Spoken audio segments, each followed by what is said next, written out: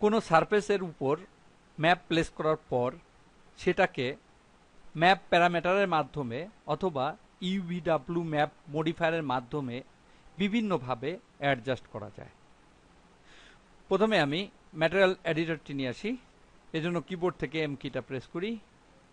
এখানে ডিফিউজ এর সামনে এম এর উপর ক্লিক করি। এখানে দেখতে পাচ্ছি কোঅর্ডিনেটস রোল আউটটা আসছে, এর মধ্যে বিভিন্ন প্যারামিটার রয়েছে। এখানে টাইলিংয়ে 1 রয়েছে, আমি এখানে 4 করে দেই, আবার এখানে 4 করে দেই। দেখতে পাচ্ছি টাইলিংয়ে 4 4 করে এখানে দেখতে পাচ্ছি 4 4 করে অবস্থান নিয়েছে।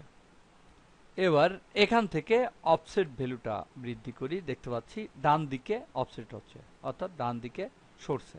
এভাবে অফসেট ভ্যালুটা এখান থেকে বৃদ্ধি করা যাবে। দুই ধরনের অফসেট ভ্যালু রয়েছে, এটা হচ্ছে উপর নিচ এবং এটা হচ্ছে ডানে বামে। আবার এখানে 0 করে দেই, ট্যাব কিটা প্রেস করি, এখানে 0 করে দেই এবং টাইলিংটা অন করে দেই।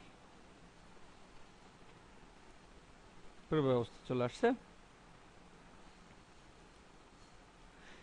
এটা আমি বিভিন্ন প্যারামিটারের মাধ্যমে করলাম। এবার আমি প্যারামিটারকে বাদ দিয়ে ইউভিডব্লিউ ম্যাপ মডিফায়ারের মাধ্যমে পরিবর্তন করব। এখান থেকে এটাকে বাদ দেই, পাশে নিয়ে আসি, এটা নির্বাচন করি, অর্থাৎ ব্যাকড্রপে যে ইমেজটা রয়েছে এটা নির্বাচন করি এবং এখান থেকে এডিট প্যানেলে যাই। এখানে দেখতে পাচ্ছি জেনারেট ম্যাপিং কোঅর্ডিনেটস, এটা নির্বাচন করা রয়েছে। এটা ডিফল্ট অবস্থায় নির্বাচন করা থাকে যাতে করে এই ম্যাপিংটা অটোমেটিক্যালি জেনারেট হয়। এবার মডিফাই লিস্টে যাই, নিচের দিকে যাই,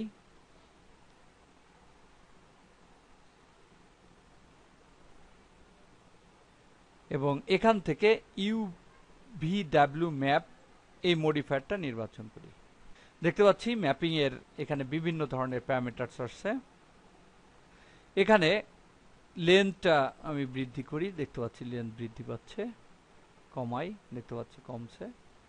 এখানে আমি ভ্যালু দিয়ে দেই 40, এন্টার, এবং ওয়াইডথের ভ্যালুও 40 দিয়ে দেই, অর্থাৎ এর মূল যে অংশটা রয়েছে এর ভ্যালু 40 ইঞ্চি এবং 40 ইঞ্চি হয়ে গেল। এবার এটাকে আমি মুভ করব, এজন্য ইউভিডব্লিউ ম্যাপের প্লাস চিহ্নতে ক্লিক করি এবং এখান থেকে গিজমোটা নির্বাচন করি, কারণ আমি গিজমোটাকে মুভ করব। এখানে ক্লিক করে উপরের দিকে ড্র্যাগ করি, দেখতে পাচ্ছি মুভ হচ্ছে। এদিকে মুভ করি, দেখতে পাচ্ছি এদিকে চলে আসছে, কিন্তু এর উপর কোনো প্রভাব পড়ছে না।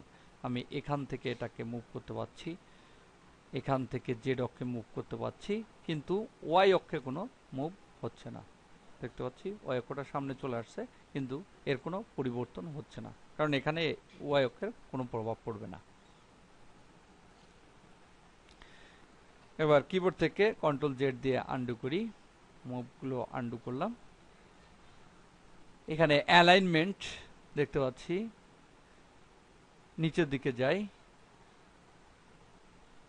এখানে দেখতে পাচ্ছি অ্যালাইনমেন্ট রয়েছে এক্স ওয়াই জেড, অ্যালাইনমেন্টটা চেঞ্জ করি।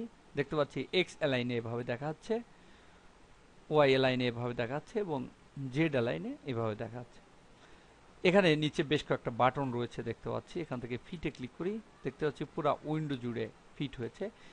এভাবে বিভিন্ন বাটনের উপর ক্লিক করে বিভিন্ন ধরনের ইফেক্ট এর উপর প্রয়োগ করা যাবে। এটা হচ্ছে 3D স্টুডিও ম্যাক্সের ইউভিডব্লিউ ম্যাপ মডিফায়ারের ইন্ট্রোডাকশন।